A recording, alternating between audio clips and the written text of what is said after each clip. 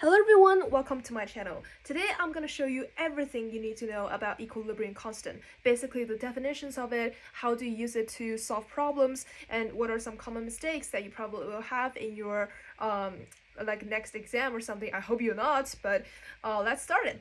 Okay, so what is the equilibrium constant? By definition, it's a molar ratio of products over reactants at equilibrium. And remember that equilibrium here is very important.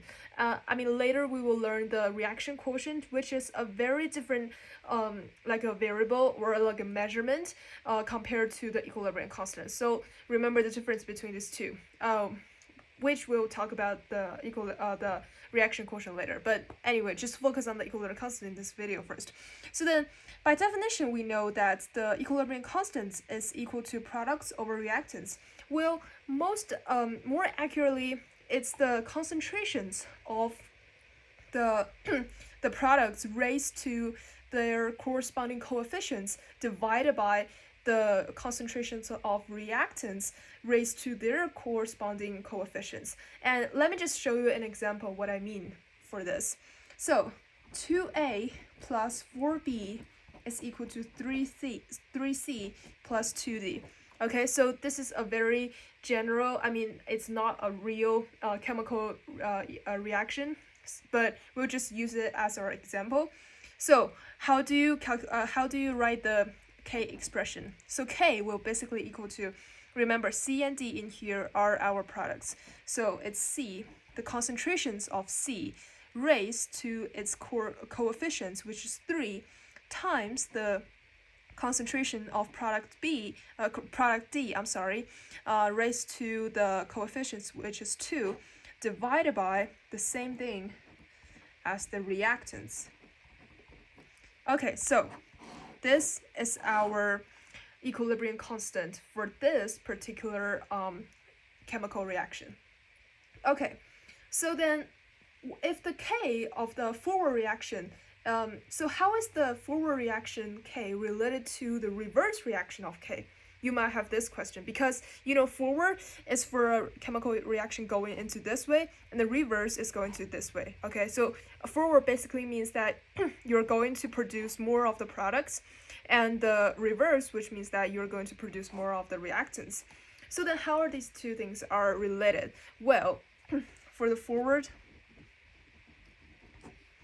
and the reverse. Sorry, I can't spell. They're actually inverse to each other. Well, what do you mean by that? Okay, so if we calculated the equilibrium constant for the forward reaction, then we do not have to do anything for recalculate it again for the reverse reaction. We can just simply by 1 divided by the K reverse, and gives us the equilibrium constant of the forward reaction. These two things are equal to each other. Okay, so these are all of the basic definitions and some applying tricks that you'll be using in your next quizzes or something. So then let's just do an example to just plug into the real values to calculate for equilibrium constant. Okay, so I'll give you this example.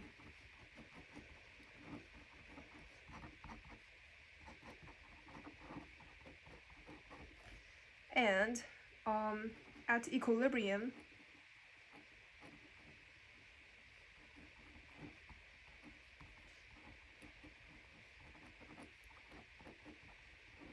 I'm gonna give you each of the concentrations, so then it will be easier when we're applying these numbers. Okay, so this is the question. Okay, do you want to pause this video and try it by yourself? If you want, please do this, or otherwise I'll just lead you step by step to solve these. Okay, so remember to write the equilibrium constant expression first, which is products over reactants. And luckily in this question we don't have any coefficients in front of either products or reactants, so we don't have to raise any powers for this, just for simplicity. So then plug in these numbers into it. Okay, so remember corresponding values.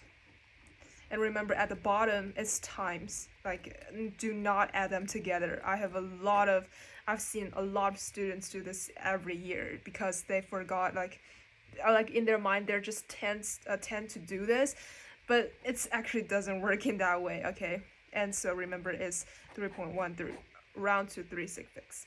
Okay, and so yeah, so basically that's all you need for the equilibrium constant just by itself. Later we will do some videos how to apply it like really into like the ice tables, the reaction quotients, like all of that stuff, or you probably have to know the graphs of this. But for now, just learning this basic concept will definitely help for your next little quiz or something.